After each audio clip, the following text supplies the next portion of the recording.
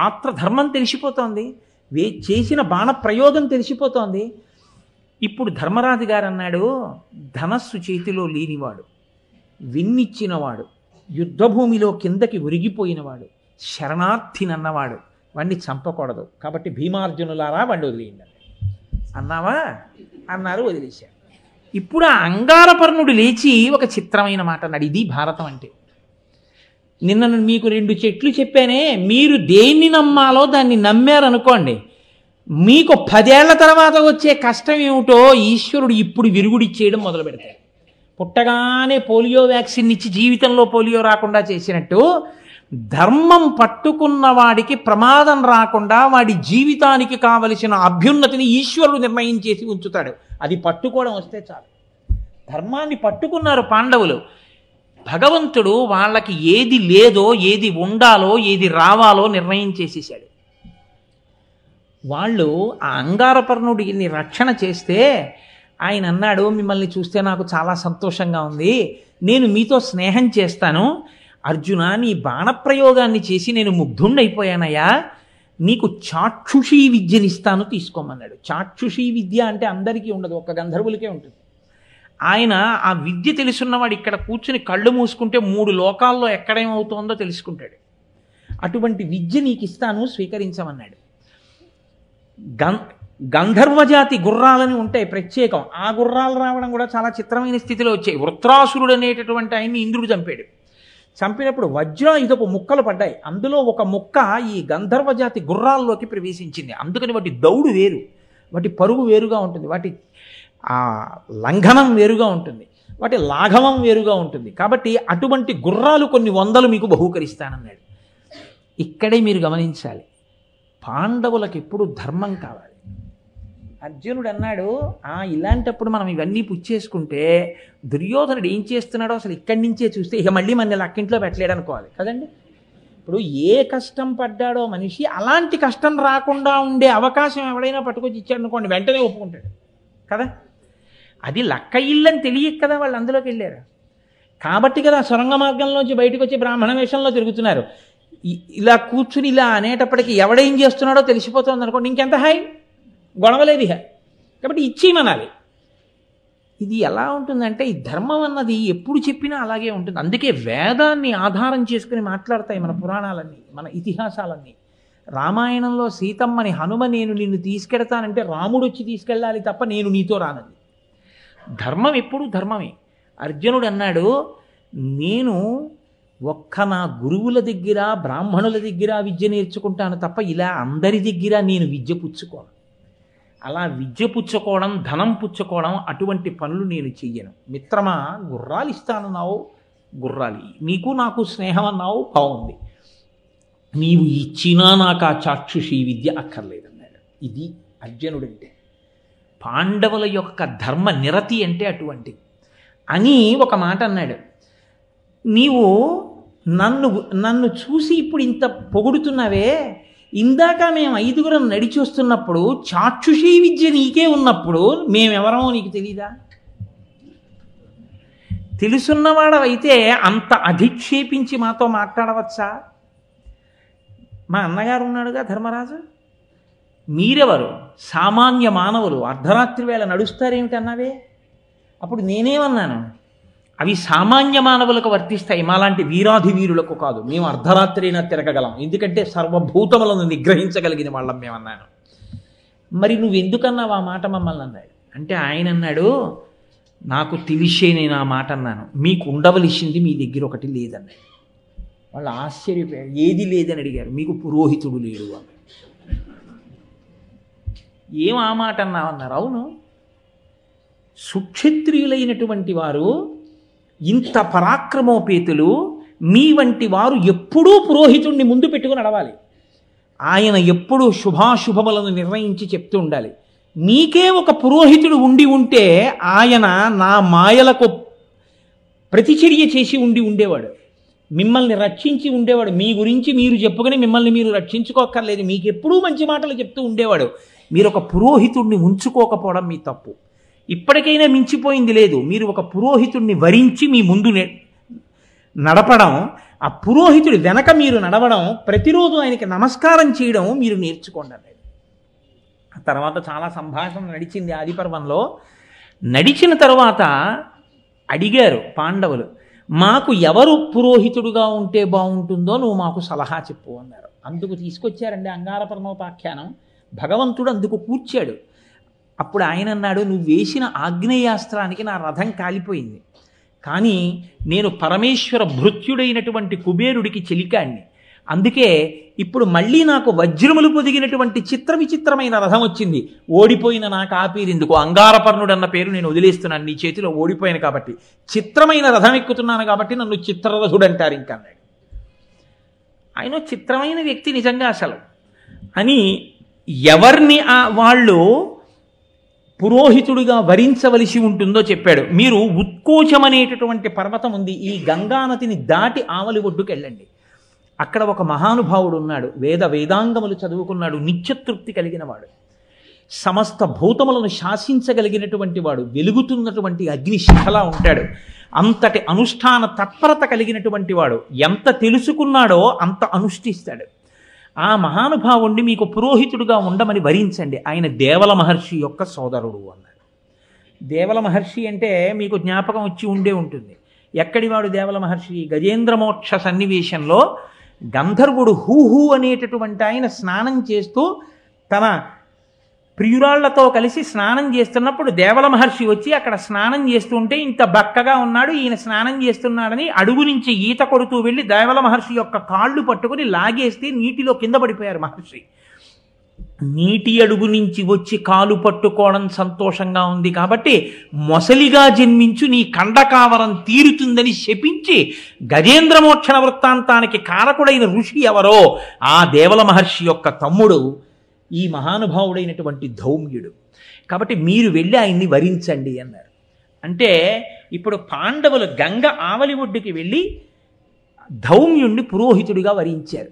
ధౌమ్యుడు కూడా అంగీకరించాడు. మీతో నేను అన్నమాట అది, మీకే ఏమీ లేదయా, మీరే అన్నీ వదిలేసి మీ పేర్లు రూపాలు కూడా తెలియకుండా బ్రాహ్మణ వేషాల్లో తిరుగుతున్నారు, మీకు మళ్ళీ నేను పౌరోహిత్యమా?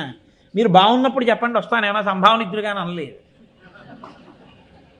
ఇవాళ బ్రాహ్మణ్యం అంటే ఎలా తయారైందంటే, శంకరాచార్యులు వారి జయంతి అవుతోందిరా అంటే శంకరాచార్యులు వారి పల్లకీ ముందు వేదం చదువుకుని నడిచే వాళ్ళు 10 మంది కనపట్టలేదు.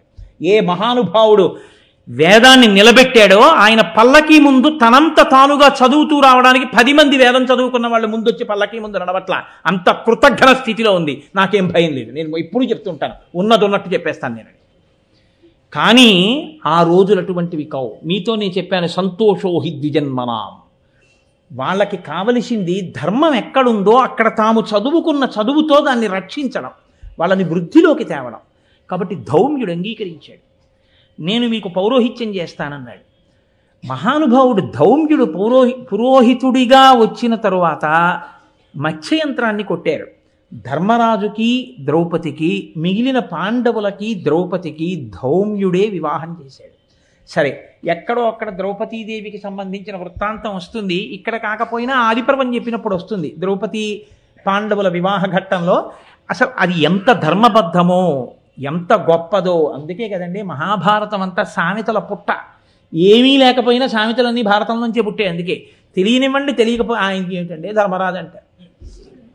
ధర్మరాజు అంటే ఎవరికి ఏది అడిగినా ఇస్తాడు, అందరినీ రక్షిస్తాడు, పెద్ద పట్టించుకోడు అనుకోండి. ఆయనకేమిటి ధర్మరాజు అంటారు. అమ్మో ఎంత ఉద్రేకం అండి భీముళ్ళగా అంటారు. ఆయనకి ఏమిటండి సవ్యసాచి, 2 చేతులతోనూ చేసేస్తాడు అంటారు. ఆయన గుర్రాలు తోలడంలో నకులుడండి అంటారు. అదే నలభీమ పాకం అండి అంటారు. ఈడేవాడండి సైంధవుల్లో అడ్డుపడ్డాడు అంటారు. వాడేవాడండి బాబు తొడలు విరిగిపోయి దుర్యోధనుడు పడిపోయినట్టు పడిపోయాడు అంటారు. వీడేవాడు ఎప్పుడు ఆడవాళ్ళని పట్టుకుని అలా హింసిస్తూ ఉంటాడు, వీడు దుశ్శాసనుడు చీరల్లాగినట్టు అంటారు. వీడి చూపులు ఏమిటి, కీచకుడి చూపులు అంటారు. మీరు చూడండి సామెతలు చాలా భారతం నుంచే వచ్చాయి. అంటే ఇప్పటికీ మహాభారతం సజీవంగా అందులో ఉన్న వ్యక్తులు పాత్రలుగా మారి సమాజంలో తిరుగుతున్నాయి. అందుకే అన్నాడు మహానుభావుడు వ్యాసుడు, నేను భారతంలో చెప్పంది సమాజంలో లేదు, సమాజంలో అనుష్ఠించేది భారతంలో లేకుండా లేదు, నీ చెప్పింది కాక ఇంకొకటి లేదు, అన్నీ చెప్పాను భారతంలో అన్నాడు. అన్నీ చెప్పాను భారతంలో అన్నాడు. కాబట్టి అటువంటి ధౌమ్యుడు వివాహం చేశాడు. వివాహం అయిపోయిన తరువాత ఒక పెద్ద క్లిష్ట సమయం ఒకటి వచ్చింది. ఇందాక మీ దగ్గర నేను దాటవేశాను కదా, అరణ్యవాసానికి వెళ్ళినప్పుడు బ్రాహ్మణులందరూ ధర్మరాజు గారితో వచ్చేసారు. వచ్చేస్తే ధర్మరాజు గారు బెంగ పెట్టుకున్నాడు. పురోహితుడంటే అందుకుంటాడు కష్టం సుఖం చెప్పుకోవడానికి. ఇప్పుడు వీళ్ళకి అన్నం పెట్టాలి, ఎలా? వంట చేయడానికి ఎవరు? ద్రౌపదీదేవే ఉంది. కాబట్టి ఇప్పుడు ఆయన వెళ్ళి ధౌమ్యుడితో చెప్పాడు, ఎలాగయా వీళ్ళకి అన్నం ఎలా పెట్టను ఇంతమంది బ్రాహ్మణులకి అంటే. ధౌమ్యుడు వేదవేదాంగములు చదువుకున్నవాడు. తాను నేర్చుకున్న శాస్త్రం మీద, తను చదువుకున్న మంత్రం మీద అంత నమ్మకం ఉండాలి. ఆయన అన్నాడు, ఉత్తరాయణ పుణ్యకాలం అంతా కూడా నీటిని లాగినటువంటి సూర్యభగవానుడు లోకంలో ఉన్న జనులు దాహార్తితో అన్నంతో ఉంటే చూసి బాధపడి దక్షిణాయన పుణ్యకాలంలో వర్షాన్ని వర్షించి తన కిరణములను చంద్రుడి యందు ప్రవేశపెట్టి ఓషధులకు శక్తి కల్పించి అన్నం దొరికేటట్టు చేశాడు భూతములకు. కాబట్టి అన్నం పెట్టేవాడు అంటే ఆదిత్యుడే, భాస్కరుడే. కాబట్టి నీకు సూర్యాష్టోత్తర శతనామ స్తోత్రాన్ని ఉపదేశం చేస్తాను. ఉచ్చారణ దోషం లేకుండా 108 నామములతో సూర్యుణ్ణి స్తోత్రం చేయడం ఉపదేశిస్తాను. నీవు నీటిలో నిలబడి సూర్యభగవానుణ్ణి స్తోత్రం చేయి. ఆయన ఆనందిస్తే నీ వెనక ఎంతమంది వచ్చినా నువ్వు అన్నం పెట్టగలవు. అంతేకాని అలా కాదండి, మనం ఆయన్ని అడుగుదాం, ఆయన పర్వాలేదు ప్రతీ నెల 200 క్వింటాళ్ళు బియ్యం ఇవ్వకపోతారేంటి, అలా ఏం చెప్పలేదు.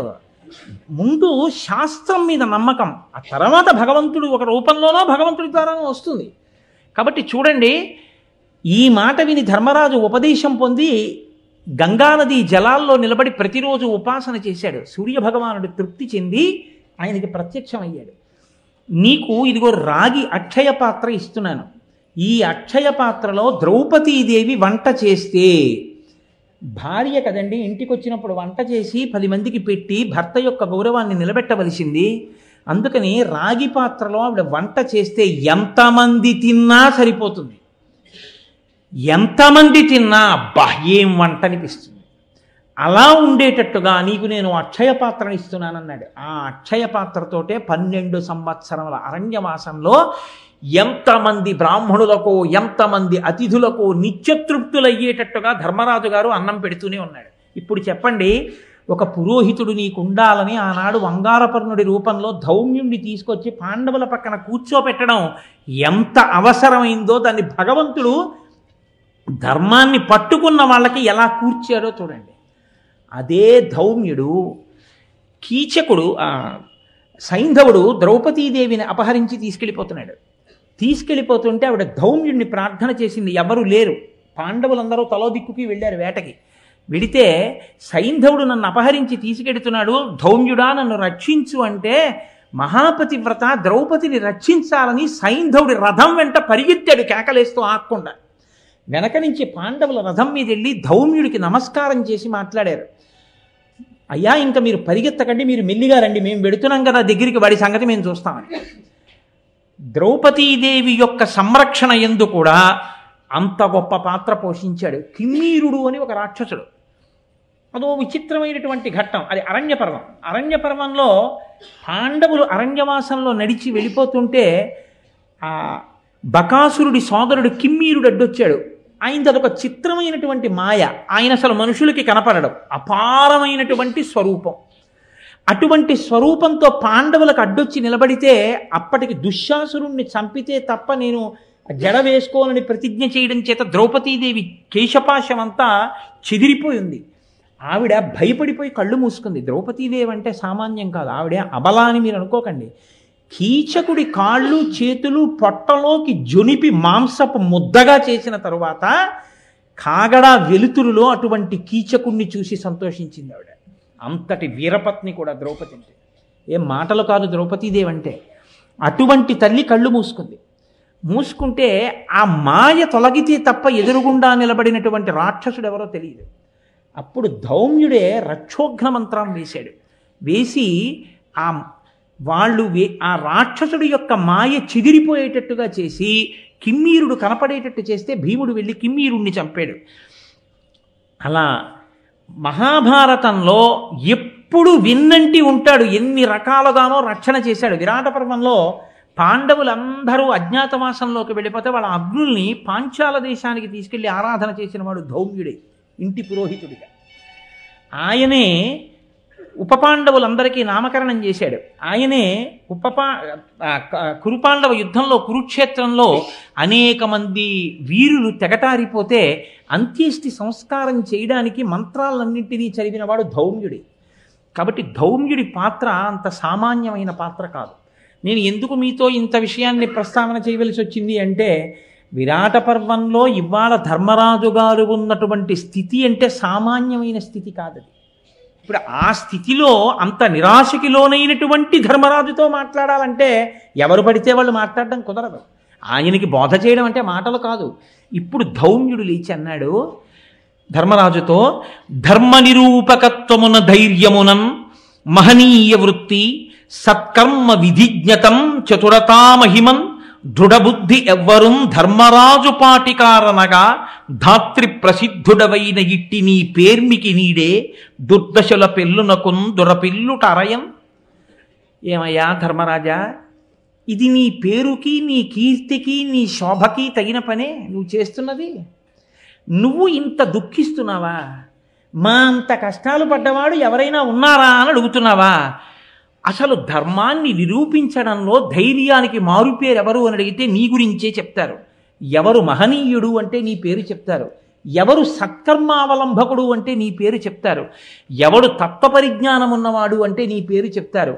ఇన్ని తెలుసున్నవాడివి, ఇంత గొప్పవాడివి నువ్వే కదిలిపోతే నీ తమ్ముళ్ళు ఏమైపోతారు? నువ్వు ఇలా మాట్లాడచ్చా ధర్మరాజా అంటూ ఒక అద్భుతమైన మాట అంటాడు. దేవతలకైన నొక్కొకచో వలయున కాదే శత్రు సూదన విధి కాలావాప్తికి మును తమ సద్భావంబులడంచి ఉడుగబడి ఉడంగం. ధర్మరాజా, నువ్వు ఒక్క విషయాన్ని బాగా జ్ఞాపకంలో ఉంచుకో. కాలం అనేటటువంటిది దాటడం ఎవ్వరికీ సాధ్యం కాదు. ఎంతటి వాళ్ళైనా సరే కాలమునకు వశవర్తులే. వ్యాసుడు దేవీ భాగవతంలో అంటాడు, కాలోహి బలవాన్ కర్త సతతం సుఖ దుఃఖయో నరాణాం పరతంత్రాణం పుణ్య పాపానుయోగత. ఒక్కొక్క కాలమునందు ఒక్కొక్క గడియ మిమ్మల్ని ఒక నిమిషం ఏడ్చేట్టు, ఒక రోజు ఏడ్చేట్టు, ఒక నెల ఏడ్చేట్టు, ఒక సంవత్సరం ఏడ్చేట్టు, ఒక్క కాలములో ఒక రోజు ఒక గంటలో ఒక నిమిషంలో జరిగిన సంఘటన జీవిత పర్యంతం ఏడిచేటట్టు చెయ్యగలదు. ఎందుకు చెయ్యగలదో తెలుసా? కాల కలయతామహం. కాలరూపంలోనే పరమేశ్వరుడు లెక్కలు కట్టి పాపపుణ్య విచారణం చేసి నీవు చేసిన పాపానికి నువ్వు ఎంత ఏడవాలో లెక్క కట్టి ఫలితం ఇస్తాడు. ఆ పాప ఫలితాన్ని ఈశ్వరుడు ఇచ్చేసిన తరువాత నువ్వు తిప్పను లేవు, నువ్వు దిద్దను లేవు. నువ్వు చెయ్యవలసింది ఏమిటంటే జీవితాంతం ఏడవడమే. కాలము ఎవ్వరూ దాట శక్యము కాదు. ధర్మజ, ఇప్పుడు మీరు కూడా అటువంటి కాలమునకు వశవర్తులై ఉన్నారు. కాబట్టి ఇప్పుడు భగవంతుణ్ణి గట్టిగా పట్టుకోవాలి. కాలము కలిసి వచ్చే వరకు ఓర్పు పట్టవలసి ఉంటుంది తప్ప నీకు తెలియనివా ఇవన్నీ? కాలము కష్టములో సుఖాన్ని ఇస్తోంది. 12 ఏళ్ల అరణ్యవాసం చెయ్యాలి. కానీ ఎందరో ఋషుల్ని దర్శించావు, ఎన్నో తీర్థాలు దర్శనం చేశావు, ఎందరో బ్రాహ్మణులకు అన్నం పెట్టావు, ఎంతో మందితో సత్కర్మలను గూర్చినటువంటి ప్రసంగాలు చేశావు. కాలమే ఎదురు తిరిగింది. కాలమే దాన్ని సక్రమంగా నడిచిపోయేటట్టు చేసింది. ఆ కాలమే అజ్ఞాతవాస రూపంలో ఇప్పుడు వచ్చింది. ఆ కాలమే ఈశ్వర రూపంలో నిన్ను అజ్ఞాతవాసం నుంచి గట్టు కూడా ఎక్కిస్తుంది. కానీ ఓర్చుకోవడం అన్నది మాత్రం నీకు రావాలి. ఆ ఓర్పు కానీ వదిలేశావా? ఇప్పుడు ఇదిగో ఎలా వదిలేసి బాధపడ్డావో అలా బాధపడ్డావో, ఓర్పు పోయిందో బయటపడిపోతారు. ఆ ఓర్పు పోకూడదు. ఎందుకో తెలుసా? ఎంత గొప్ప మాట చెప్తున్నాడో మీరు ఆలోచించండి. 12 నెలల అజ్ఞాతవాసానికి కావలసిన మానసికమైన అన్నాన్నంతటినీ వండి పెట్టేస్తున్నాడు ధౌమ్యుడు ధర్మరాజు గారికి, పాండవులకు. ఎందుకో తెలుసా అండి? ఓర్పు పోయిందనుకోండి, 1 గంట చాలు పాండవులు బయటపడిపోవడానికి. అర్జునుడంతటి వాడి కర్మ కాలిపోయిందండి. పరమశివుడంతటి వాడు సైంధవుడు తపస్సు చేస్తే ప్రత్యక్షమై అన్నాడు, పాండవులని గెలిచే వరం ఇమ్మని అడిగాడు. పాండవులను గెలిచే వరం అన్న వరం నువ్వు అడగకూడదు, నేను ఇవ్వలేనన్నాడు పరమశివుడు అంతటి వాడు. ఎందుకో తెలుసా? వాళ్ళ పౌరుష ప్రతాపములు అటువంటివి. పాండవులలో 4 ఒకెత్తు, అర్జునుడు ఒకెత్తు. అర్జునుడితో యుద్ధం నేనే చేసి గెలవడం కూడా చాలా కష్టంతో సాధ్యం సుమా.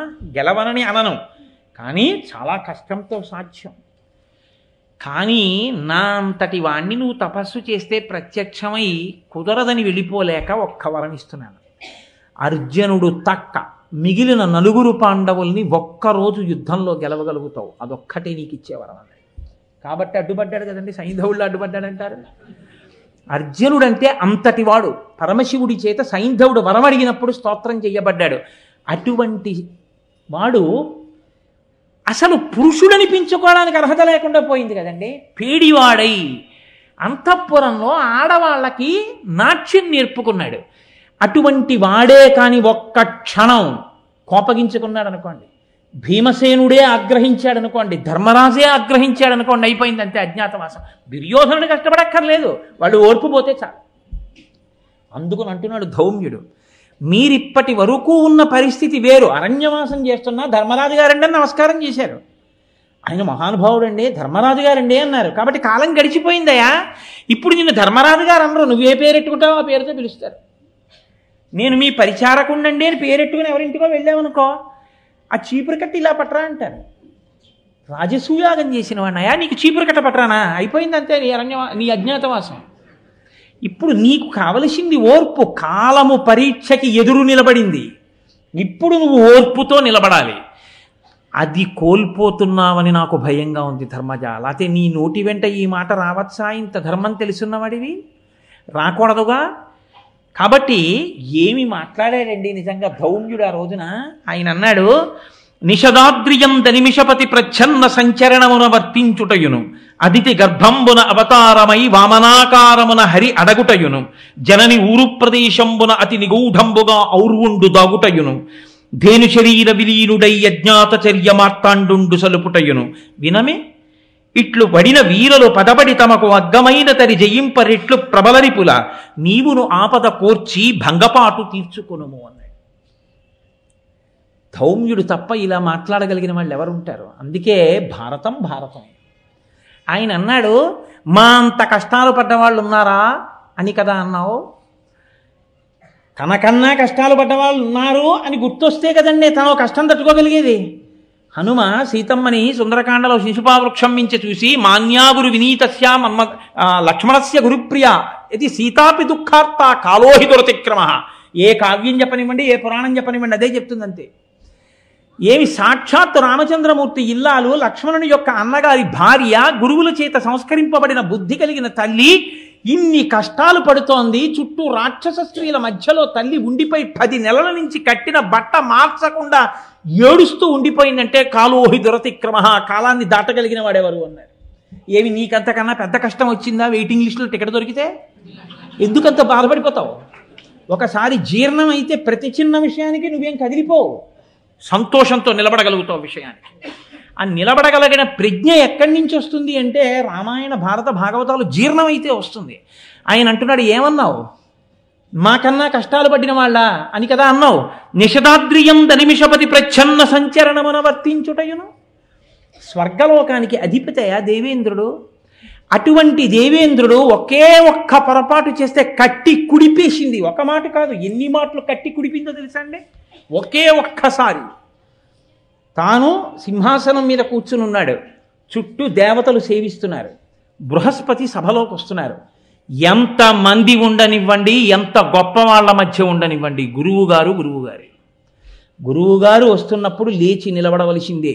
ఆయన గౌరవం ఆయనది. ఆయనకి నువ్వు గౌరవం ఇవ్వకపోతే ఆయనకి తగ్గిపోయేదేం ఉండదు, కానీ నువ్వు పాడైపోతావు. కాబట్టి ఇప్పుడు బృహస్పతి నడిచి వస్తుంటే ఇంద్రుడు లేవలేదు. దేవగురువు నన్ను ఆశ్రయించిన వాడు, ఏమిటి నేను లేచేది? కూర్చున్నాడు. ఆయన చిన్న బుచ్చుకుని వెనక్కి వెళ్ళిపోయాడు అంతే. వదరి మాట్లాడకూడదు, నోరుంది కదా అని గురువు గారికి వ్యతిరేకంగా ఏది మాట్లాడేసినా చెల్లిపోతుంది అనుకుంటే గురువుగారు ఏమనక్కర్లేదు. ఆయన మనసు నిప్పి పెట్టి నీ వంక చూడకుండా నిన్ను వదిలేస్తే చాలు. నువ్వు ఏ తృప్తి ఇవాళ పొంది ఉన్నావో అది నశించిపోతుంది అనతి కాలంలో. కాబట్టి ఏమైంది? వెళ్ళిపోయాడు బృహస్పతి అసంతృప్తితో, బాధపడుతూ వెళ్ళిపోయాడు అంతే. ఉత్తర క్షణం రాక్షసులు రాజ్యాన్ని లాగేశారు. పోయింది రాజ్యం అంతా. పోతే ఏడ్చాడు, వెళ్ళి బ్రహ్మగారి దగ్గర మొరబెట్టుకున్నాడు. గురువుగారు కోపగించి వెళ్ళిపోయారు. ఇప్పుడు గురువుగారి ఇంటి ముందు నిలబడ్డానికి అర్హత లేదు. పెద్ద ప్రమాదం ఎక్కడో తెలుసా అండి? ఎన్ని కష్టాలు వచ్చినా నువ్వు గురువుగారి ఇంటికి వెళ్ళి చెప్పుకోగలిగిన స్థితిని మిగల్చుకుంటే నీకు ఉపశాంతికి శాంతికి ఢోకా లేదు. ఆయన కష్టాన్ని మార్చలేడేమో కానీ తన మాటలతో సేద తీరుస్తాడు. ఆ గురువుగారి ముఖం చూడడానికి అవకాశమే నీవు పోగొట్టేసుకుంటే, గురువుగారు నీ ముఖం చూసి మాట్లాడడానికి ప్రసన్నుడు కాకుండా ఉన్న స్థితిని నువ్వు తెచ్చేసుకుంటే ఇంకేం కావాలి? ఇంకంతకన్నా కష్టమే ఉంది. ఇప్పుడు చెప్పుకోవడానికి బృహస్పతి ఇంటికి వెళ్ళడానికి లేదు, బృహస్పతి మాట్లాడరు. ఇంటికి వెళ్ళగలవేమో, మాట్లాడలేవు. ఎందుకని? లేదు ఇప్పుడు నీకు అవకాశం. గురువు నీతో మాట్లాడడానికి సిద్ధంగా లేరు. కాబట్టి ఇప్పుడు బృహస్పతి దగ్గరికి వెళ్ళలేక చతుర్ముఖ బ్రహ్మగారి దగ్గరికి వెళ్ళాడు. వెడితే బ్రహ్మగారు అన్నారు, గురువు గురువే, గురువు ఆగ్రహానికి వశుడవయ్యావు. కాబట్టి ఇప్పుడు నువ్వు చెయ్యగలిగింది ఒక్కటే, గురువు యొక్క వైభవాన్ని తెలుసుకున్నావు కాబట్టి గురువుగారు ప్రసన్నుడయ్యేంత వరకు ఆ స్థానంలోకి అందాక ఒకరిని పెట్టుకుని పూజించు. పోన్లే మారాడు కదా అని మళ్ళీ గురువు ప్రసన్నుడవుతాడు. విశ్వరూపుణ్ణి తీసుకొచ్చాడు. మారాడా ఇంద్రుడు? ఆయన తన మాతృ సంబంధమైన రాక్షసులకి హవిస్సులు ఇస్తున్నాడని కోపం వచ్చి ఆయన కుత్తుక కత్తిరించాడు. తండ్రి అయిన త్వష్ట ప్రజాపతి హోమం చేశారు. హోమం చేసి ఇంద్రశత్రు వివర్ధస్వ అంటూ హోమం చేశాడు. ఆయన ఇంద్రువుని సంహరించగలిగిన శత్రువు ఉద్భవించుగా కానీ స్వరం తప్పి ఇంద్రుడి చేతిలో సంహరింపబడేటటువంటి శత్రువు జన్మించుగాక అని అర్థం వచ్చింది. స్వరం ప్రధానం మంత్రానికి. ఇప్పుడు అందులోంచి వృత్రాసురుడు వచ్చాడు. భయంకరమైన రూపంతో 3 లోకాలని గడగడలాడిస్తున్నాడు. ఇంద్రుడిని మింగేశాడు. ఆయన నారాయణ కవచాన్ని పారాయణ చేస్తున్నాడు కాబట్టి బతికి బట్టకట్టాడు. అటువంటి వృత్రాసురుణ్ణి చంపడానికి మార్గం లేక మహానుభావుడు శ్రీమన్నారాయణుడికి మొరపెట్టుకుంటే, మామూలు వస్త్రాలతో నువ్వు ఆయన్ని ఏం చేస్తావురా, వృత్రాసురుణ్ణి ఏం చెయ్యలేవు, మహానుభావుడు బ్రహ్మజ్ఞాని త్యాగమూర్తి దధీచి దగ్గరికి వెళ్ళి గురువు యొక్క వైభవం ఏమిటో తెలియాలి ఇంద్రుడికి. దధీచిని వెళ్ళడుగు శరీరమే ఇచ్చేస్తాడు. ఆయన ఎముకలతో విశ్వకర్మ నీకు ఆయుధం చేసిస్తాడు, వజ్రాయుధం. వెళ్ళమంటే దధీచిని అడిగారు. అది గురు వైభవం అంటే.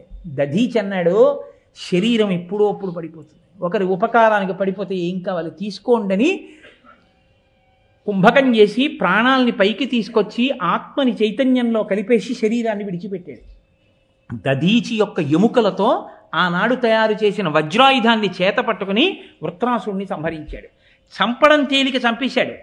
కానీ ఇప్పుడు బ్రహ్మహత్యాపాతకం వెంటబడింది.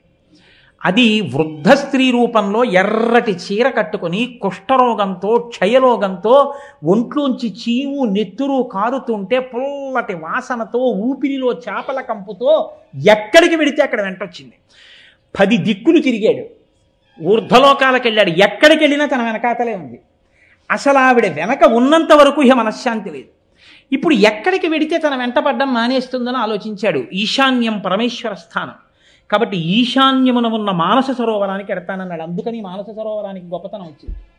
మానస సరోవరం దగ్గరికి వెళ్ళి పరమేశ్వర స్థానానికి దగ్గరలో ఉంది కాబట్టి దానిలో కూడా పైకి ఎక్కడ తల తిప్పితే కనపడుతుందోనని ఒక తామర తూడులోకి దూరి కూర్చున్నాడు 1000 ఏళ్ళు.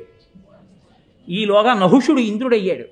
ఇంద్రుడై ఇంద్ర పదవిలో కూర్చోవడం కాదు, శచీదేవిని పొందాలన్నాడు. ఇన్ఛార్జి పోస్టులోకి వచ్చినవాడు ఇన్ఛార్జి పోస్టులో ఉండాలి. అలా ఉండడం మానేసి ఇంద్రుడి భార్య శచీదేవి కావాలన్నాడు. అప్పుడు ఆవిడ వెళ్ళి బృహస్పతిని అడిగింది, ఎలా నాకు తప్పుతుంది ఈ ప్రమాదం అని. గురువు ప్రసన్నుడు. ఆవిడికి ఆపద వచ్చిందనేటప్పటికీ ఇంద్రుడు ప్రవర్తించిన కృతజ్ఞతని మరిచిపోయాడు. సప్తర్షులు మోసిన పల్లకి ఎక్కి రా, నీకు భార్యనవుతానని చెప్పన్నాడు.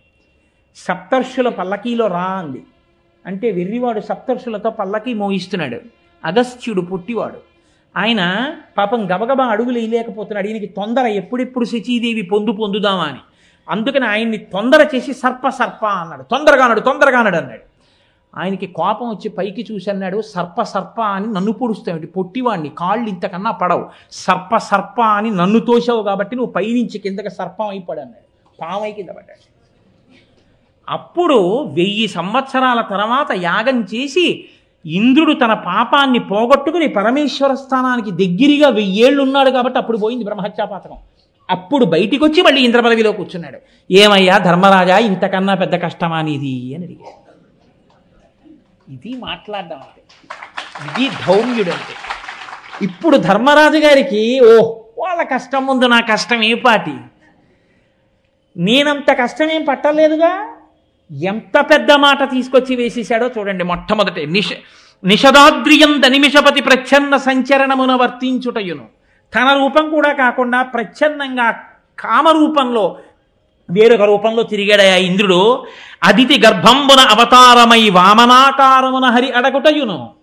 చిత్రం ఏమిటో తెలుసా అండి? పద్యం అంతా గురువైభవం మీద పెడుతోంది. మీరు గమనించండి. ఎందుకో తెలుసా? చెప్పడం తేలికండి అంటాడేమో, అలా అనడు ధర్మరాజు. చెప్తున్న గురువుల మాట వినాలి. ఎందుకు అదితి గర్భంలో అడిగాడు వామనమూర్తి అయి అణగి ఉన్నారట. ఎవరు? శ్రీ మహావిష్ణువు. ఎవరు శ్రీ మహావిష్ణువు అంటే సమస్త విశ్వమునందు వ్యాపించి ఉన్నవాడు. ఇందుగలడు అందులేడని సందేహము వలదు చక్రి సర్వోపగతుండు. ఎందెందు వెదకి చూచిన అందందే కలడు దానవాగ్రణి వింటి. అటువంటి వాడు అదితి కడుపులో అణిగి మణిగి పడున్నాడు కొన్ని నెలలు. ఎందుకు పడి ఉండాలి అలాగా? ఒక్కటే కారణం. ఒకానొకప్పుడు ఇంద్రుడు బృహస్పతి యొక్క అనుగ్రహాన్ని పోగొట్టుకుని కాదు, ఇంద్రుడు బృహస్పతిని ఎంత సేవించాడో అంతకన్నా సేవించాడు బలిచక్రవర్తి శుక్రాచార్యుల వారిని. గురువుగారి ప్రసన్నత అంటే అంతే. శుక్రాచార్యుల వారు అనుగ్రహించారు. రావయ్య, ఇంత సేవ చేశావు, నీకు వైభవం ఇప్పిస్తానన్నాడు. విశ్వజిత్ యాగం చేయించాడు. యాగం పూర్తయింది. యాగమధ్యంలోంచి బ్రహ్మాండమైనటువంటి స్వర్ణ తేరు పైకొచ్చింది. దాని మీద వస్త్రం కప్పి ఉంది. దానిని పూంచినటువంటి సింహాలు, దానికి అక్షయమాన తూణీరాలు, గొప్ప ధనస్సు, ఆయుధాలు అన్నిటితో రథం పైకొచ్చింది. బలిచక్రవర్తి ఆ రథం మీద కూర్చుని ఇంద్రుణ్ణి ఓడించడానికని చెప్పి దేవలోకానికి వెళ్ళాడు. వెడితే ఆయన ఉద్ధతికి తట్టుకోలేకపోయాడు. తట్టుకోలేక ఇంద్రుడు బృహస్పతి దగ్గరికి వెళ్ళాడు. వెళ్ళి, నేను ఇవాళ బలిచక్రవర్తిని ఎదిరించి నిలబడలేకపోతున్నాను, ఎలా నేను ఈ ఇంద్రవైభవం నిలబెట్టుకోవడం అన్నాడు. ఆ రోజున బృహస్పతి చెప్పిన మాట ఏమిటో తెలుసా అండి? గురువు గారి అనుగ్రహంతో ఇవాళ బలిచక్రవర్తి నిన్ను కూడా నిగ్రహించగలిగిన స్థితికి వచ్చేశాడు. గురువులంతా సేవించాడు. గురువు అనుగ్రహం మనశ్శాంతికి కారణం. నీవు ఇంత వైభవంతో ఉన్నవాణ్ణి తొలగదోయగలిగిన శక్తి ఎక్కడదంటే ఆ గురువుగారి అనుగ్రహం. కాబట్టి ఇప్పుడు నీకున్న ఒకే ఒక మార్గం, కాలం కలిసి వచ్చే వరకు పదవి వదిలిపెట్టి పారిపోవడం. కాలం కలిసి రావడం అంటే ఏమవ్వాలి? గురువు అనుగ్రహం బలిచక్రవర్తికి పోవాలి. బలిచక్రవర్తికి గురువుగారు అనుగ్రహం పోవాలంటే ఏం చేయాలి? గురువుగారిని అధిక్షేపించాలి. గురువుగారు చెప్పిన మాట పక్కన పెట్టేయాలి. నేను విననాలి. గురువుగారిని తిట్టక్కర్లేదు, గురువుగారిని విమర్శించక్కర్లేదు. గురువుగారిని చెప్పిన మాట చెయ్యనంటే చాలు, గురువుగారికి కోపం వస్తుంది. గురువుగారిని తిట్టడమే మొదలెడితే కాబట్టి ఎంత ప్రమాదం వస్తుందో చూపిస్తుంది భారతం. కాబట్టి ఇప్పుడు ఏం చేశాడు? ఆ గురువుగారికి దూరం అవ్వాలి. అయ్యేంత వరకు నువ్వు వేచి ఉండాలి. వేచి ఉండాలి కాబట్టి వెళ్ళిపో అంతే. ఎంత కష్టం పడ్డాడో తెలుసా అండి? మళ్ళీ ఇంద్రుడు చెప్పుకుంది అదితి. నేను మీతో తరచుగా ప్రస్తావన చేస్తుంటాను. ఎండకన్నెరుగని ఇంద్రుని ఇల్లాలు పలుపంచలను జాలి పడెను నేడు. ఆఖరికి ఆ జయంతాదులు శబరార్భకుల వెంట చనిరి నేడు. అమరులకు ఆధారమవు అమరావతి అసురులకు అటపట్టయ్య నేడు.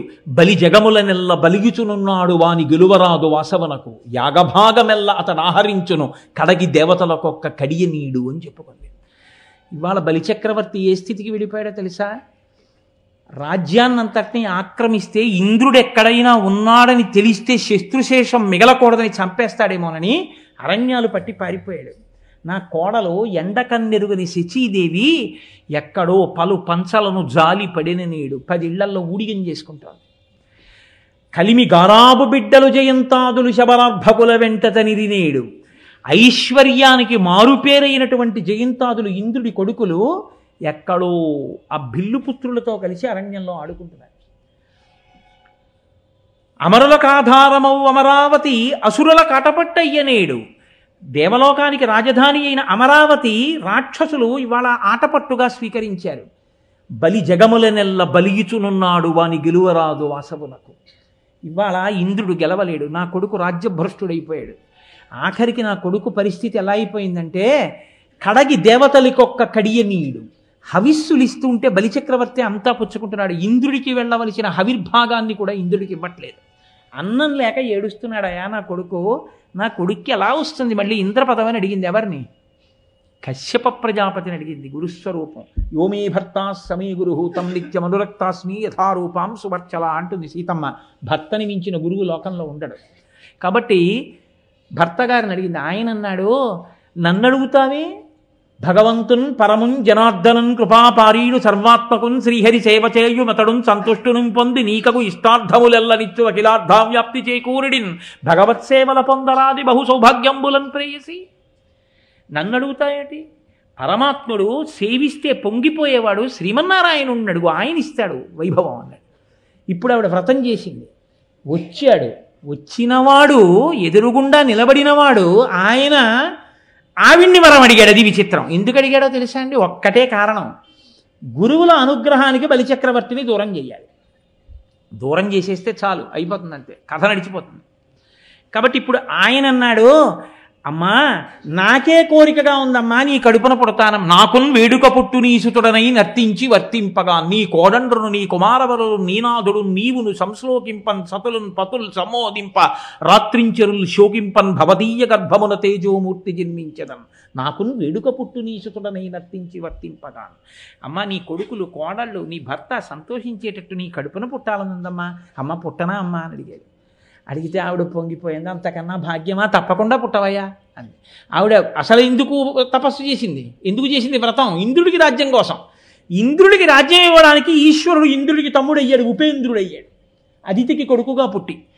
ఇప్పుడు ఆయన శ్రావణ ద్వాదశి నాడు శ్రోణనభిజిత్ సంజ్ఞాత లగ్నంబునన్ భువనాధీశుడు పుట్టె వామనగతిన్ పుణ్యవ్రతోపేతకున్ దివిజాధీశ్వరు మాతకున్ పరమపాతివ్రత్య విఖ్యాతకున్. శ్రావణ ద్వాదశి నాడు వామనమూర్తి అయి పుట్టారు. చిన్న పిల్లవాడు వెళ్ళాడు బలిచక్రవర్తి చేస్తున్నటువంటి యజ్ఞవాటం దగ్గరికి. కొందరితో చర్చించును, కొందరితో జటలు చెప్పు గోష్ఠించేయున్, కొందరితో తర్కించును, కొందరితో ముచ్చటాడు, కొందరు నవ్వున్. వాళ్ళతో వేదం గురించి మాట్లాడుతున్నాడు. మీ గురువు గారు ఎవరంటున్నాడు, మీరు స్వరం తప్పు చెప్పారంటున్నాడు, ఈ పన్నం ఎక్కడదంటున్నాడు. వాళ్ళందరూ తెల్లబోతున్నారు. ఈ పిల్లాడేమిటి, ఈ తేజస్సు ఏమిటి, ఇంతున్నాడు, ఈ వామనమూర్తి ఏమిటి, ఎక్కడి నుంచి వచ్చాడు, ఇప్పుడే ఉపనయనం చేసుకున్న వాళ్ళే ఉన్నాడు, అబ్బో అబ్బో ఎంత అందంగా ఉన్నాడు, శుంభుండో హరుడో పయోజభవుడో చండాంశుడో వష్ణియో దంభాకార సవచ్చకాక ధరణి ధాత్రీసురుండెవ్వడి శంభోద్యోతనుడి పయోజభవుడంచున్ విస్మయభ్రాంతులై సంభాషించిరి బ్రహ్మచారికని తత్సభ్యుల్ రహస్యంబునన్. ఎవర్రావి ఈ పిల్లాడు, పరమశివుడు వచ్చాడా, అగ్నిహోత్రుడు వచ్చాడా? వాళ్ళు తెల్లబోయారు. వెళ్ళాడు బలిచక్రవర్తి దగ్గరికి. వెళ్ళి ఏమీ తెలియని వాళ్ళ, ఏమి కావాలో అడగవయ్యా ఇచ్చేస్తానన్నాడు. గొడుగో జన్నిదమో కమండలయో నాకు ముంజియో దండమో బడుగేనెక్కడ కరుల్ వామాక్షుల శ్వంబులెక్కడ నిత్యోచిత కర్మమెక్కడ మలాకాంక్షితంబైన 3 అడుగుల మేర ఎత్రోబకిచ్చుటదే బ్రహ్మాండంబు నా పాలికిన్. నాకెందుకయ్యా అవిస్తానికి ఇస్తానంటావు, నాకు అవన్నీ అక్కర్లా, 3 అడుగుల నేల చాలు. అది కూడా ఎలా 3 అనలేదు, 1-2 అడుగుల మేర ఇమ్ము సొమ్ము మేరయల్లా కోర్కె తీర బ్రహ్మ కూకటి ముట్టేద దానకుతుక సంద్ర దానవేంద్ర అన్నాడు. 1-2 అడుగులు ఇమ్మన్నాడు. 2 అంటే 1 భూమి 1 పైన ఆకాశం కొలిచేస్తా, 3వ అడుగు ఎక్కడ పెట్టనని అడుగుతా. ముందే చెప్పాడు. 1-2 అడుగుల మేర ఇమ్ము సొమ్ము మేరయొల్లా కోర్కె తీర బ్రహ్మ కూకటి ముట్టేదా బ్రహ్మాండం అంతా ఇచ్చేసినట్టే ఇచ్చానను అన్నాడు. పొంగిపోయాడు. రమ్మా మానవ కొత్తమ చెమ్మా నీ వంచితంబు లేదనకిత్తున్ రమ్మ ఎమ్మా నీ పాదమ్ములు కడిగెదనే సుమ్మా అంటూ బంగారు పాత్ర తీసుకొచ్చి వింజావళి నీళ్లు పోస్తుంటే కాళ్ళు కడిగి ఇచ్చేయడానికి సిద్ధపడ్డాడు. గబగబా పరిగెత్తుకొచ్చాడు శుక్రాచార్యులు వారు. ఊరే చాలా కాలానికి దేవలోకం గెలిచి ఇంద్రుడిని గెలిచావురా, వచ్చినవాడు ఎవరో తెలుసా? శ్రీ మహావిష్ణువు. ఇచ్చేస్తానంటున్నావు పిచ్చాడా? ఇచ్చిన తర్వాత కొలుస్తాడు. 2 అడుగుల్లో అన్నీ కొలిచి 3వ అడుగు ఎక్కడెట్టనని నేను నెత్తి మీద పెడతాడు. నా మాట విను, ఇవ్వనను వారిజక్షులందు వైవాహికములందు ప్రాణవిత్తమాన భంగమందు జిగిత గోకులాగ్ర జన్మరక్షణమందు పలికి బొంకవచ్చు పాపంబు లేదు అనుహ అన్నాడు. ఏం పర్వాలేదని కొన్ని సందర్భాలు చెప్పి అవన్నీ ఇప్పుడు పాటించకూడదండోయ్, ఆ యుగంలో నీతి. కాబట్టి ఏం పర్వాలేదు, అబద్ధం చెప్పి అన్నాను కానండి, నేను ఇవ్వనండి అని అంటే పత్రికలు వక్రీకరించాయి అన్నట్టుగా అని అన్నాడు. అంటే ఆయన అన్నాడు, అన్నన్నా ఎంత మాట అండి, ఒకసారి ఇస్తానన్నానంతే, ప్రాణమే పోనివ్వండి, నాకు భయం లేదు. అయినా గురువుగారు నేను మాట అంటాను, ఇవ్వద్దంటారేంటి? ఆదిన్ శ్రీసతి కొప్పుపై తనువుపై అంశోత్తరీయంబుపై ఆ పాదాబ్జంబులపై కపోలతటిపై పాలిండ్లపై నూత్న మర్యాదం చెందు కరంబు క్రిందగుట ఆపైనా కరంబుంట మేల్ కాదే రాజ్యము గిజ్జమున్ సతతమే కాయంబు నాపాయమే అన్నాడు. లక్ష్మీదేవి తల మీద, కొంగు మీద, పాదాల మీద ఆవిడ ఒళ్ళంతా తడిమి ఆవిడ పొంగిపోయేటట్టు ఉండగలిగినటువంటి ప్రీతితో సత్కారమును పొందగలిగిన చెయ్య లోకములను రక్షించగలిగిన ఇందరికీ కోరికలను తీర్చే చెయ్యి, కందువకు మంచి బంగారు చెయ్యి అంటారు అన్నమాచార్యుల వారు. ఆ చెయ్యి కింద, నా చెయ్యి పైన. ఇన్నాళ్ళకి అందరికీ ఇచ్చేవాడు కింద పెట్టాడు, నేను ఆయనకి ఇచ్చేవాడిని అయ్యాను. ఇవ్వద్దంటారేమిటి? రాజ్యమే పోనివ్వండి, నా శరీరమే పోనివ్వండి, ఇచ్చేస్తా అన్నాడు. ఓహో, ఇందుకోసమా యాగం చేయించి నీకు రాజ్యం ఇప్పించింది? అట్లాగే నీ రాజ్యము నశించిపోవుగాక. ఏమైంది? ఇందుకోసం కదండి వచ్చాడు, అంతే. ధారపోసేశాడంతే. విప్రాయ ప్రకటం వ్రతాయ భవతే విష్ణుస్వరూపాయతే తత్ప్రామాణ్య విధే త్రిపాదస్య ధరణిం దాస్యామి యంచున్ క్రియాక్షిప్రుండై ధనుజేశ్వరుండు వడుగుంచేసాచి పూజించి బ్రహ్మప్రీతం అని ధారబోసి భువనం ఆశ్చర్యమం పొందగాన్. ఆ నీళ్లు ధారబోశాడు. ఇంతంతై వటుడు ఇంతయ్యి మరియుతాన్ ఇంతయ్య భోవీధిపై అంతై తోయిదమండలగ్రమన కల్లంతై ప్రభారాశిపై అంతై చంద్రునకంతయ్యి ధ్రువునిపై అంతై మహర్వాటిపై అంతై సత్యపథోన్నతుండగుతు బ్రహ్మాండాంత సంవర్ధి. అన్ని లోకాలు కొలిచేశాడు. మూడో అడుగు ఎక్కడ పెట్టనన్నాడు. సునృతంబు కాని నుడువదు నా జింహ బొంకజాల నాకు బొంకు లేదు, నీ తృతీయ పదము నిజము నా శిరమున నెలవు చేసి పెట్టు మహితాత్మ అన్నాడు. నా మాట వమ్ముపోవడానికి వీల్లేదు, నా తల మీద పెట్టు మూడో కాలు అన్నాడు. అయిపోయి అయినా ఇస్తానన్న మాటకి కట్టుబడిపోయావు కాబట్టి నిన్ను నేను తీసుకెళ్లి పాతాళ లోకానికి అధిపతి చేస్తున్నాను. ఎవ్వరూ దర్శించడానికి కూడా వీలు లేని నా లోకాన్ని తర్వాత నువ్వు పొద్దుదు కానీ, నాలో ఐక్యం అవుదు కానీ అని వరం ఇచ్చాడు. కాబట్టి గురువుల అనుగ్రహానికి దూరం అవడం, దూరం అయింది. బలిచక్రవర్తి దెబ్బతిన్నాడా లేదా? అంతకాలం ఓర్చాడా లేదా ఇంద్రుడు? అప్పుడు ఆ రాజ్యాన్ని అంతటినీ ఇంద్రుడిని పిలిచి ధారపోశాడు. ఉపేంద్రుడిగా, ఇంద్రుడికి తమ్ముడిగా అన్నగారికి రాజ్యం ఇచ్చాడు. ఏమయ్యా, అంతటి విష్ణువే, ఇన్నింటినీ కొలవగలిగిన వాడే, అంతటి లక్ష్మీనాథుడే ఆ బలిచక్రవర్తిని గురువుల యొక్క అనుగ్రహానికి దూరం చేస్తే తప్ప కార్యము సాధించడం తేలిక కాదని ప్రహ్లాదుడికి మాట ఇచ్చాను. ఆ వంశంలో పుట్టిన వాళ్ళని నిగ్రహించకూడదు కాబట్టి చెయ్యి చాపడం వినా మార్గం లేదని అంతటి వాడు ఇంతటి వాడై వామనమూర్తి అయి అదితి కడుపులో పడుకుని ఓ చిన్న పిల్లవాడిగా పైకొచ్చి ఉపనయనం చేయించుకుని చెయ్యి చాపి దానం అడిగాడే. అంతకన్నా గొప్పవాడివా? అంతకన్నా కష్టం వచ్చిందా నీకు? ఏమి శ్రీ మహావిష్ణువు కన్నా పెద్ద కష్టమా అనేది? అంటే ధర్మరాజు విచలితుడైపోయాడు. ఏమి మాట చెప్పావయ్యా ధౌమ్య, నిజమే నా కష్టం, ఏ పాటి కష్టం? అంతే ఉత్సాహం వచ్చింది. ఓర్చుకున్నవాడు పొందాడు. రాదండి పూనిక డాక్టర్ గారు, అది ధౌమ్యుడంటే. కాబట్టి నిషదాద్రియంద నిమిషపతి ప్రచ్ఛన్న సంచరణమున వర్తించుటయును అదితి గర్భంబున అవతారమై వామనాకారమున హరి అడగుటయును జనని ఊరు ప్రదేశంబున అతి నిగూఢంబుగా ఔర్వుండు దాగుటయును. ఎక్కడ తీసుకొచ్చి చూపించాడో అది మాట్లాడడం అంటే. అందుకునన్నాడు మహానుభావుడు ఆ రోజున అంగారపర్ణుడు, మీకు ఒక పురోహితుడు ఉండాలయా, పురోహితుడు లేకపోవడం మీకు లోటు అన్నాడు. ఈ ధౌమ్యుడు లేకపోతే ధర్మరాజు గారు ఏమైపోననిపిస్తుంది. అది మాట్లాడడం అంటే. అందుకుని పురోహితుడై మహానుభావుడు గట్టి ఎక్కించాడు, ఆ ఉత్సాహాన్ని నింపాడు. మళ్ళీ వాక్ అంత గొప్పదండి సనాతన ధర్మంలో. ఆ వాక్కు, ఆ ప్రబోధం కదా మనని ధర్మపథం వైపుకి నడిపించి మన జీవితాల్ని సుసంపన్నం చేస్తాయి. కాబట్టి జనని ఊరు ప్రదేశంబున అతి నిగూఢంబుగా ఔర్వుండు దాగుటయును. కృతవీర్యుడు అని పూర్వకాలంలో ఒక రాజుగారు, ఆయన కార్తవీర్యార్జునుడి తండ్రి. ఆ కృతవీర్యుడి దగ్గర భృగువంశీయులైనటువంటి బ్రాహ్మణులందరూ కూడా యాజకత్వం చేశారు. ఆ యాజకత్వం చేసినప్పుడు కృతవీర్యుడు చాలా విశేషంగా భూరిదానాలు చేశాడు బ్రాహ్మణులకి. వాళ్ళందరూ చాలా సంపన్నులయ్యారు, చాలా ఐశ్వర్యంతో ఉన్నారు. కొంతకాలానికి కృతవీర్యుడు మరణించాడు. ఆ వంశంలో వచ్చినటువంటి రాజులు కొంతమంది దరిద్రులయ్యారు, వాళ్ళకి డబ్బు లేదు. వాళ్ళు పూర్వం మా వంశంలో కృతవీర్యుడు దానం చేసినప్పుడు దానాలు పట్టిన బ్రాహ్మణుల దగ్గర చాలా డబ్బు ఉంది, ఆ డబ్బంతా ఇచ్చేయమన్నారు. కొంతమంది బ్రాహ్మణులు తిరిగి ఇచ్చేశారు, కొంతమంది భూమిలో పాతి దాచేశారు, కొంతమంది ఇవ్వకుండా డబ్బట్టుకుని అరణ్యాలకు పారిపోతే ఈ కృతవీర్యుడి వంశంలో వచ్చిన రాజులు బ్రాహ్మణుల్ని వెతికి వెతికి వేటాడి చంపేయమన్నాడు. అంటే ఆ వంశంలో పుట్టిన వాళ్ళు ఉద్ధతితో బయలుదేరి గర్భంలో పిండాలతో ఉన్నటువంటి గర్భిణీ స్త్రీలను కూడా విడిచిపెట్టకుండా కనపడ్డ భృగువంశీయులందరినీ మట్టుపెట్టారు. ఒక తల్లి తన కడుపులో ఉన్నటువంటి పిండం జారిపోకుండా కాపాడుకుని ఆ పిండాన్ని తన తొడలోకి తీసుకొచ్చి కాపాడింది. అలా ఎన్నేళ్ళున్నాడో తెలుసా అండి ఆ పిల్లాడు? 100 సంవత్సరములు ఉన్నాడు తొడలో. ఆమె తొడలో దాచుకుంది తన శక్తి చేత.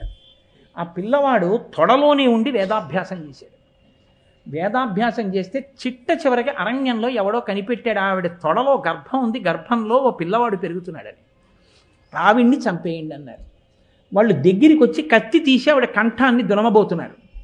అప్పుడు ఊరు ప్రదేశంలోంచి బయటికి వచ్చాడు కాబట్టి ఔర్వుడు అంటారు ఆయన.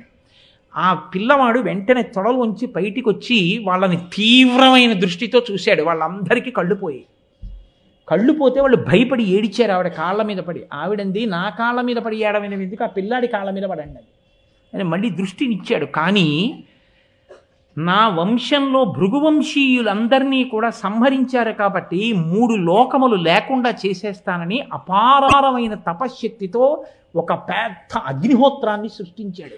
3 లోకాల్ని కాల్చేస్తాడు. అప్పుడు ఆయన పితృదేవతలు ఆయనకి ప్రత్యక్షమై అన్నారు, వాళ్ళు మమ్మల్ని చంపలేదయా, మేమే కావాలని వాళ్ళ చేతిలో చచ్చిపోవడానికి ఆ కపట నాటకం ఆడాం. ఎందుకంటే మేము పూర్ణ వైరాగ్యం పొందాం. ఇంకా మాకు ఎంత మాత్రమూ ఈ భూమండలం మీద ఉండడం ఇష్టం లేకపోయింది.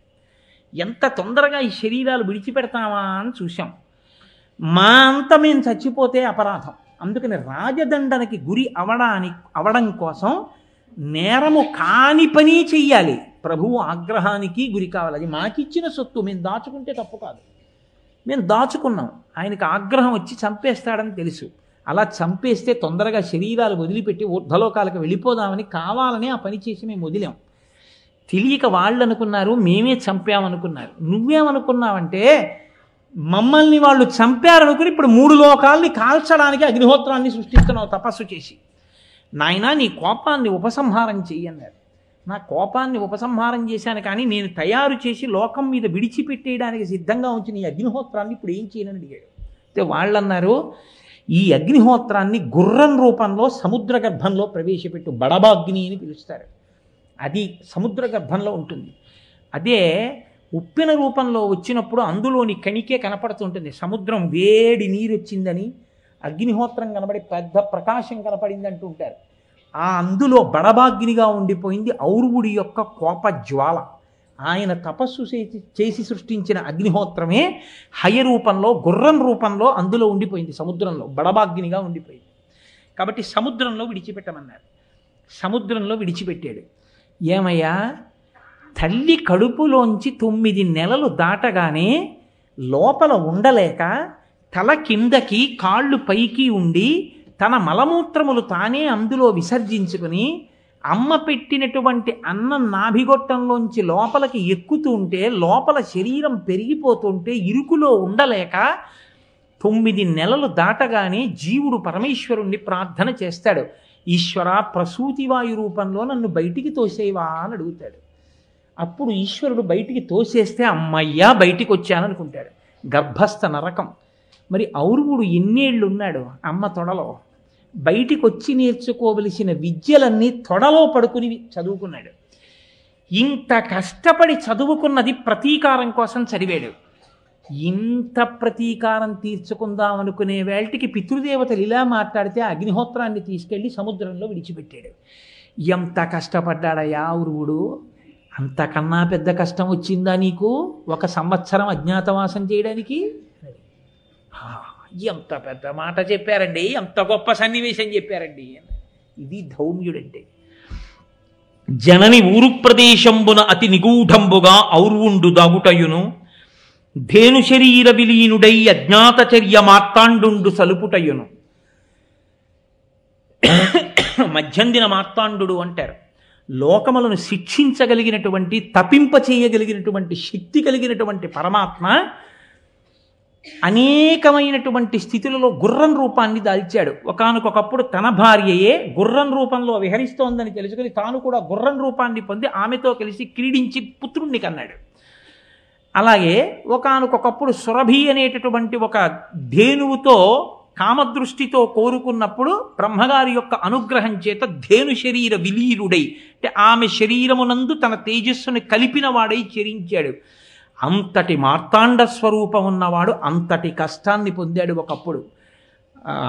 ప్రియభామిని యొక్క సమాగమం కోసమని.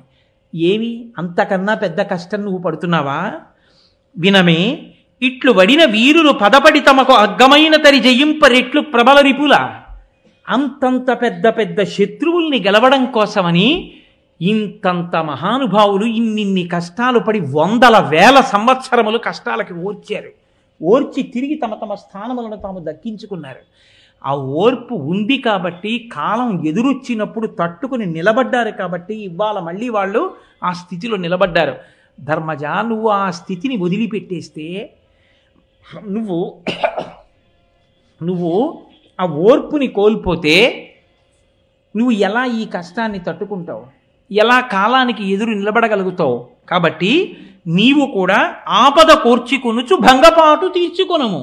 నీకు వచ్చిన ఆపదని ఓర్చుకుని నిలబడగలిగావా, నీకు వచ్చిన భంగపాటు తీర్చుకుంటావు. నీకు ఎవరు కష్టం కల్పించారో వాళ్ళని ఓడించి రాజ్యభ్రష్టుల్ని చేసి మళ్ళీ నువ్వు రాజ్యం పొంది నీ తమ్ముళ్ళు సుఖం పొందాలంటే ఓర్చుకోవడం రావాలి నీకు. ఆపదని ఏడాది ఈ ఓర్చుకోవడం అన్నది పోయి దుఃఖం వచ్చేసిందా, ఆ ఓర్పు పోతుంది. అందుకని తాళు, ఓర్చుకో, ఆపదని తట్టుకో. ఈ మాటలు విన్నాడు ధర్మరాజు. అంతే, వెంటనే అన్నారు ఉపశమనం పొందాడు, మళ్ళీ స్వస్థితిని పొందాడు. నిజమే, నేను ఇలా విచలితుడను కాకూడదనుకున్నాడు. వాక్కు ఎంత గొప్పదో మీరు చూశారా? ఆ సమయానికి అలా చెప్పగలిగిన పురోహితుడు దొరికాడు కాబట్టి ధర్మరాజు గారు మహానుభావుడు మళ్ళీ చక్కటి స్వాంతన పొందాడు. ఇప్పుడు పాండవులందరూ కలిసి అజ్ఞాతవాసానికి బయలుదేరాలి. ధర్మరాజు అన్నాడు, ఒకసారి భీముడి వంక చూశాడు. ఆయన పెద్ద బెంగంతా భీముడి గురించి. ఎలా వింటాడు మాట? ఆయన అననే అన్నాడు, అర్జునుడనే ఏనుగుని ఆ రోజున నువ్వు వదిలేసి ఉంటే కౌరవులనే పద్మాలున్న వనాన్ని ఎప్పుడో కలచివేసి మనం ఈ పాటికి సింహాసనం మీద కూర్చుందాం అన్నాయా? వద్దు అన్నావు కదా ఆ రోజున. అన్నావు, ఇదే భయం రా తమ్ముడా నీతో. ఎప్పుడు గభాలన బయటపడిపోతావో, ఎప్పుడు కోప్పడిపోతావో, ఎవరిని ఆ భుజాదండంతో మద్దించేస్తావో భయం అని మనసులో అనుకుని, ఇంతంత గొప్ప గొప్ప స్వరూపాలున్న భీమ, అర్జున, నకుల, సహదేవులు, ఈ ద్రౌపదీదేవి ఎలా అజ్ఞాతవాసం చేయడం ఎలా మనకి కుదురుతుంది? అసలు మన రూపాలే ఇంత గొప్ప జుటితో ఉంటాయి కదా, వీటిని ఎలా దాచడం? ఏ మేకప్ వేస్తే దాగుతుందా కాంతి? అగ్నిహోత్రాన్ని ఏ బట్ట చుట్టి దాస్తారు? వెనకటికి ఎవరో వెర్రాడు, కొబ్బరి కొండాలు ఎవరో రాత్రులు ఎత్తుకుపోతున్నారని మడిబట్ట కట్టేట. అలాగా అగ్నిహోత్రానికి బట్ట కట్టి అగ్నిహోత్రం కనపడకుండా ఆపగలరా మీరు? అలా ఉంటుంది. కనుక ఎలాగ ఇప్పుడు వీళ్ళందరూ అజ్ఞాతవాసంలో పైకి దొరకకుండా మసిలేట్టు చూడడం. అర్జునుడు అన్నాడు, ధర్మదేవత నీదు సత్కర్మమునకు మెచ్చి ఎంతయు ప్రీతిమై ఇచ్చినట్టి వరము కలుగంగా మనమేమి వర్తనమున ఎచటనున్నను వరులకు నెరుగనగునే. అన్నయ్య, ఎందుకు బెంగ పెట్టుకుంటావు? ధర్మదేవత నీకు వరం ఇచ్చింది కదన్నయ్య. అజ్ఞాతవాస కాలంలో మీకు ఏ ఇబ్బంది రాదు, మిమ్మల్ని ఎవరు గుర్తించలేరు అని చెప్పింది కదా. కాబట్టి అన్నయ్య బెంగ పెట్టుకోక, మనల్ని ఎవరు గుర్తించరు, మనం అజ్ఞాతవాసం పూర్తి చేస్తామన్నాడు. ఎక్కడిది ఈ ధర్మదేవత వరం? ఇది అరణ్యపర్వంలో జరిగింది. ఒకానొకప్పుడు పాండురాజు గారు 4 తమ్ముళ్లతో కూర్చుంటే ఓ బ్రాహ్మణుడు పరిగెత్తుకొచ్చి ఆయన అన్నాడు, నేను నా అరణిని తీసుకెళ్లి చెట్టు కొమ్మకి తగిలించుకున్నాను. ఒక లేడీ అటుగా పరిగెడుతూ వచ్చి చెట్టుని గుద్దుకుంది. ఆ అరణి జారి దాని కొమ్ముకి పడింది. ఆ కొమ్ముకి తగిలిన అరణితో లేడీ పారిపోయింది. ఆ అరణి లేకపోతే నా నిత్యకర్మానుష్ఠానం నడవదు. కాబట్టి ధర్మజ వెళ్ళి నాకు ఆ అరణిని తెచ్చిపెట్టా, లేడీని పట్టి అన్నాడు. అరణి అంటే మీరు చూసి ఉంటారు, ఆ వెంకటేశ్వర వైభవోత్సవాల్లో మొదటి రోజున ఆరణి మంధనము అని లౌకికాగ్నితో వెలిగించకూడదు యజ్ఞంలో అగ్నిహోత్రాన్ని. అందుకని ఆ కొయ్యతో చేయబడినటువంటి దాంట్లో కొద్దిగా పదార్థాన్ని ఉంచి తిప్పితే ఆ వేడికి పైకి ఆ ఘర్షణకి నిప్పు పైకి వస్తుంది. అలా మధించేటటువంటి ప్రక్రియకి ఉపయోగపడే సాధనాన్ని అరణి అంటారు. అది ప్రతిరోజు అగ్నిహోత్రం చేసే అలవాటు ఉన్నటువంటి బ్రాహ్మణులకు ఉపయోగపడేటటువంటి సాధనం. అది లేకపోతే నిత్యాగ్నిహోత్రం నడపడం కష్టం. కాబట్టి ఆ అరణిని తెచ్చిపెట్టమన్నాడు. మీరు జాగ్రత్తగా గమనించాలి. 5 పరిగెత్తారు అన్నాడు. ఒక లేడీకి 5 పరిగెత్తాలండి. అందులో అర్జునుడు చాలడా? కాదు. ఎందుకు 5 పరిగెత్తారంటే, ఒక బ్రాహ్మణుడికి వచ్చిన కష్టాన్ని, ఒక వేదం చదువుకున్న వాడికి వచ్చిన కష్టాన్ని, వాడి నిత్యకర్మానుష్ఠానికి వచ్చిన వైక్లభ్యాన్ని తొలగించడంలో పాండవులకి ఉన్నటువంటి నిష్ఠ అటువంటిది. కాబట్టి ఇప్పుడు 5గురు పరిగెత్తారు. 5గురు లేడి మీద బాణాలు వేశారు. చిత్రం ఏమిటంటే దొరికినట్టు దొరికి ఆ లేడి దొరకకుండా తప్పించుకుని అరణ్యంలో పారిపోతూనే ఉంది. ఆఖరికి పాండవులు లేడిని వెతుకుతూ వెతుకుతూ అరణ్య మధ్యంలోకి వెళ్ళిపోయారు. ఓ మర్రి చెట్టు కింద కూర్చున్నారు. విశేషమైన దాహం వేసింది. ధర్మరాజు గారు అన్నాడు నకులుణ్ణి పిలిచి, నకులుణ్ణి పంపడానికి ఒక రహస్యం కూడా ఉంది. ఓ అక్కర్లేని ప్రస్తావన ఒకటి తీసుకొచ్చాడు నకులుడప్పుడు. అందుకని ఆయన్ని పంపడం కోసమని అన్నాడు, నీ సోదరులు దాహంగా ఉంది, అందుకని నువ్వు చెట్టు మీదకెక్కి చూసి ఇక్కడెక్కడైనా నీటి కయ్య కనపడితే దాహం తీర్చుకోవడానికి నీళ్లు పట్టరా, నువ్వు తాగి నీళ్లు పట్టరా అన్నాడు. అంటే ఆయన చెట్టెక్కి చూసి దూరంగా కనపడుతోంది అన్నయ్య, నేను వెళ్ళి నీళ్లు తెస్తానని ఆ సరోవరం దగ్గరికి వెళ్ళాడు. వెళ్ళి నీళ్లు తాగుదామని దిగుతుంటే అదృశ్య రూపంలో ఎవరో పలికారు, ఈ సరోవరం నాది, నువ్వు లోపలికి దిగి నీళ్లు తాగడానికి వీల్లేదు, నా ప్రశ్నలకు జవాబు చెప్పి అప్పుడు నీళ్లు తాగాలి. నీ ప్రశ్నలకి నేను జవాబు చెప్పడం ఏమిటని నీళ్లు తాగేశాడు. వెంటనే ప్రాణములు పోయినవాడు ఎలా పడిపోతాడో అలా పడిపోయాడు ఒడ్డున. నకులుడు రాలేదు, సహదేవుడు వెళ్ళాడు, సహదేవుడు రాలేదు, భీముడు వెళ్ళాడు, భీముడు రాలేదు, అర్జునుడు వెళ్ళాడు, 4 పడిపోయారు. ఇప్పుడు కట్టకడపటన ధర్మరాజు గారే వెళ్ళారు. ధర్మరాజు గారే వెళ్ళి ఆయన కూడా 4 చూసి ఆశ్చర్యపోయారు. యుద్ధం జరగలేదు, ఏ జాడలు లేవు, వాళ్ళ ఒంటి మీద గాయాలు లేవు, సామాన్యులు కాదు, కులపర్వతాల లాంటి వాళ్ళు, వీళ్ళు పడిపోవడం ఏమిటి అని దప్పిక తట్టుకోలేక నీటి కోసం దిగాడు. మళ్ళీ ఇదే మాట వినపడింది, నేను కొంగ రూపంలో ఈ నీటికంతటికి రక్షకుడిగా ఉన్నాను, ఈ సరోవరం నాది, నా ప్రశ్నలకు జవాబు చెప్పి నీళ్లు తాగు అంది. ఆయన అన్నాడు, ఒక పక్షి నా తమ్ముళ్ళని పడగొట్టలేదు, అంత శక్తి లేదు, మీరెవరో దేవతా స్వరూపులు, సరే మీరు అడగండి, నాకు చేతనైతే చెప్తానన్నాడు. అప్పుడే వచ్చే యక్ష ప్రశ్నలు అంటారు. యక్షుడి రూపంలో వచ్చి నిలబడింది ఎదురుగుండా. నిలబడి ఓ చాలా ప్రశ్నలు అడిగింది. అవన్నీ అరణ్యపర్వం చెప్పినప్పుడు మీరు విందురు కానీ చాలా చిత్రమైనటువంటివన్నీ ఉంటాయి అందులో. మనం తెలుసుకోవలసినవి, నిత్య జీవితంలో తెలుసుకోవలసినవి ఎన్నో ఉంటాయి. ఇంట్లో దేవతల ఆహారం ఎందుకు తీసుకోరు అని అడిగాడు యక్షుడు. ఇంట్లో కోడి కానీ కుక్క కానీ పెంచి అది గడప దాటి లోపలికి వస్తే ఆహారాన్ని దేవతలు ముట్టరు, ఆ ఇంట దేవతలు నిత్యము ఉపవాసంతోనే ఉంటారు, ఆకలితో ఏడుస్తూ అని చెప్పాడు ధర్మరాజు. నువ్వు చెప్పింది సత్యం అని చెప్పాడు యక్షుడు. ఎన్నిటిని అడిగాడు మహానుభావుడు. రూపముండి గుండె లేనిది ఏదన్నాడు, రాయి అన్నాడు. సూర్యోదయం దేని వల్ల జరుగుతుందన్నాడు, బ్రహ్మము వల్ల అన్నాడు. దేని వల్ల అస్తమిస్తుందన్నాడు, ధర్మము వల్ల అన్నాడు. దేని వలన నడుస్తుంది అన్నాడు, వేద మంత్రముల యొక్క అనుగ్రహం వల్ల నడుస్తూ ఉంటుంది అన్నాడు. ఎవరు ఆయన్ని అనుగమిస్తారు అని అడిగాడు. ఎన్ని ప్రశ్నలు అడిగాడో తెలుసా అండి? 1 కాదు 2 కాదు, సముద్రం కన్నా లోతైంది ఏదని అడిగాడు. ఆడదాని గుండె అని చెప్పాడు. ఎన్ని ప్రశ్నలో వేశాడు. ఇన్ని ప్రశ్నలకి జవాబులు చెప్పాడు. ఇన్ని ప్రశ్నలకి జవాబులు చెప్పిన తర్వాత సంతోషించి, నేను ప్రసన్నుడనయ్యానయ్యా, నువ్వు చాలా గొప్ప జవాబులు చెప్పావు, నీ 4 తమ్ముళ్ళు పడిపోయారు, ఒకళ్ళని బ్రతికిస్తాను, ఎవరు కావాలో అడిగన్నాడు. నకులుణ్ణి బతికించమని అడిగాడు. అదేమిటి ధర్మరాజా, భీముణ్ణి అడగాలి, అర్జునుణ్ణి అడగాలి, నీ పగ తీరడానికి వాళ్ళు అవసరం, వాళ్ళిద్దరిని వదిలేసి నకులుణ్ణి అడిగేమిటి అన్నాడు. అంటే ధర్మరాజు గారు అన్నాడు, కుంతీసుతులలో నేను బతికి ఉన్నాను. ధర్మరాజు, భీముడు, అర్జునుడు 3 కుంతీదేవి పుత్రులు. పాండురాజ పుత్రుల్లో 2 భార్యలకి, కుంతికి మాద్రికి 3 ఇద్దరు. ఆ 3లో నేను బతికి ఉన్నాను. నా పినతల్లి మాద్రీసుతులలో ఒక్కడు కూడా బ్రతికి లేడు. అందుకే నా పినతల్లి పుత్రులైనటువంటి నకుల సహదేవుల్లో పెద్దవాడు కనుక నకులుడు బతకాలని కోరుకున్నాను. ఏమి ధర్మనిష్టయా? ఈ ప్రశ్న ఎందుకు అడిగానో తెలుసా? ధర్మం తెలియడం వేరు, ధర్మాన్ని అనుష్ఠించడం వేరు. నువ్వు అలా అడుగుతావా, నీ స్వప్రయోజనానికి భీమార్జునులను అడుగుతావో చూద్దామని అడిగాను. షహబాష్, నీ 4 తమ్ముళ్ళని బతికిస్తున్నానన్నాడు. ఇంకొక వరం అడుగు, ఏం కావాలని అడిగాడు.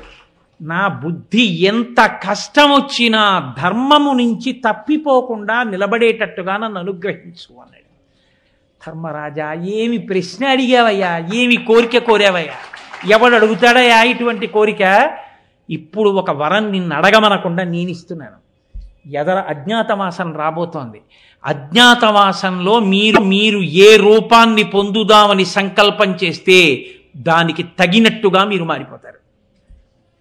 అందుకే భీముడు వంటలవాడు అవుదాం అనుకుంటే ఎదర మీరు విందురుగాని పద్యాలు తిక్కన గారి రచన ఉంటుంది. ఆయనేం కొత్తగా కర్రలు గరిట్లు తెచ్చుకోలేదు, వచ్చేసాయి అంతే చేతిలోకి. ధర్మరాజు గారి సన్యాసి వేషం వేద్దామంటే కాషాయ బట్టలు వచ్చాయి అంతే. వాళ్ళు సంకల్పం చేస్తే వచ్చాయి. ఇది చెప్తున్నాడు అర్జునుడు. అన్నయ్య, ధర్మదేవత అనుగ్రహం ఉంది. ఆ రోజున యక్షుడు, నాయన ఎవరో తెలుసా, నేను నేనే యమధర్మరాజుని, నీ తండ్రిని. నా కొడుకు ఇంత కీర్తి పొందాడే ఈ లోకంలో, నిజంగా అంత కీర్తికి అర్హుడేనా అని పరీక్షించడానికి వచ్చాను. నా కొడుకువి నువ్వని పొంగిపోతున్నానయ్యా అని యమధర్మరాజు గారి స్వరూపం ఏమిటో చెప్తాడండి అరణ్య పర్వంలో. అందరూ యమధర్మరాజు గారంటే చంపేయడం అనుకుంటారు. పరమ ధర్మస్వరూపం, సత్యం, నిష్ఠ, తపస్సు, దమం, ఇవన్నీ నా స్వరూపాలని చెప్పాడు. కాబట్టి నిన్ను చూసి పొంగిపోతున్నాను రా పుత్ర అన్నాడు. అదిగో ఆ ధర్మదేవత వరం ఉంది కదా అన్నయ్య మనకి. కాబట్టి ఇప్పుడు అజ్ఞాతవాసంలో మన ఎవరు పట్టుకుంటారు? ఆయన వరం ఉండగా మనం ఏ వేషం వేసినా రక్తి కట్టేస్తుందంతే. మనని పట్టుకోగలిగిన వాళ్ళు లేరన్నయ్య. కాబట్టి ధర్మదేవత నీదు సత్కర్మమునకు మెచ్చి ఎంతయు ప్రీతిమై ఇచ్చినట్టి వరము కలుగంగా మనమేమి వర్తనమున ఎచటనున్నను ఒరులకు ఎరుగనగునే. మనం ఎక్కడుంటే మాత్రం, ఎలా ప్రవర్తిస్తే మాత్రం, ఏ వేషం కడితే మాత్రం ఎవరు మనని కనిపెడతారన్నయ్య? బెంగలేదు లేదు. కాబట్టి ఎవరెవరం ఏ వేషంలో ఉందామో, ఏ రాజ్యంలో ఉందామో, ఎలా ఉందామో, ఎక్కడుందామో నువ్వు నిర్ణయం చెయ్యన్నయ్యా అన్నాడు. సరే చెప్తాను రా అన్నాడు. ఆలోచిస్తున్నాడు ధర్మరాజు గారు. పరమ సంతోషంగా ఉన్నాడు. ఇప్పుడు ధర్మదేవత వరం జ్ఞాపకానికి వచ్చింది. ధౌమ్యుడి మాటలు విన్నాడు. ధర్మరాజు గారు పరమ ప్రశాంతమైన స్థితిలో సంతోషంగా ఇప్పుడు తాను ఒక నిర్ణయం చెయ్యబోతున్నాడు.